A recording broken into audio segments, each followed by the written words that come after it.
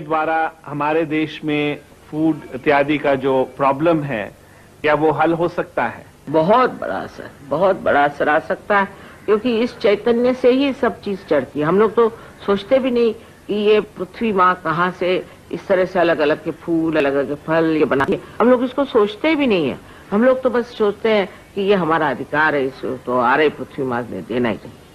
किंतु जब ये चैतन्य लहरियां आप इस बीज पे डालिएगा या किसी वृक्ष पे डालिएगा या फूलों पे डालिएगा, तो मैंने देखा है कि 10 गुना ज्यादा उत्पन्न हो सकता है, 10 गुना ज्यादा। और बढ़िया चीज है। हमें लोगों ने कहा कि यहाँ बासमती नहीं हो सकता। हमने कहा अच्छा लाओ बासमती को चैतन्य डाल करके दिया तो 10 गुना पैदा। इतना बड़ा बड़ा सूर्य का फूल निकला, इतना बड़ा सूर्य का फूल निकला। वो कलेक्टर को दिखाया, पेपर में आ गया। हमारे जो सहयोगी है उनके घर आप जाके देखिए, उनके खेतों में जाके देखिए, तो उनके खेत हरे भरे हैं। इतना ही नहीं, उनके जो सब्जियां लगी सब कुछ बिल्कुल फर्क। और फिर वो हाइब्रिड सीड नहीं लेते, नॉन हाइब्रिड।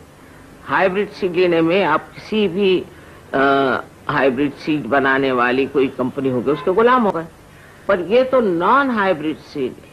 इतना ही नहीं, यहाँ की गायें, उन पर जब हम लोगों ने प्रयोग किया तो देखा कि वो विलायत की गायों से कुछ कम दूध नहीं देती है, पर इनका दूध जो है वो एक बड़ा ही शुद्ध दूध है। जो बाहर की गैयों का दूध पीते हैं, तो बाहर की गैयों पे भी प्रयोग किया गया तो देखा कि वो तो अन्यमनस्क है, उनको कुछ समझ में नहीं आती। बात अजीब सी होती है। अगर रास्ते से चल रही तो उनको बीच में सामने से मोटर आ रही, उनका बच्चा अगर मर जाए तो भी वो दूध देती रहती है। उनको कोई किसी चीज की अंदर से भावना नहीं। मतलब ये है कि उनका EQ बिल्कुल 0 होता है और IQ भी 0 होता है।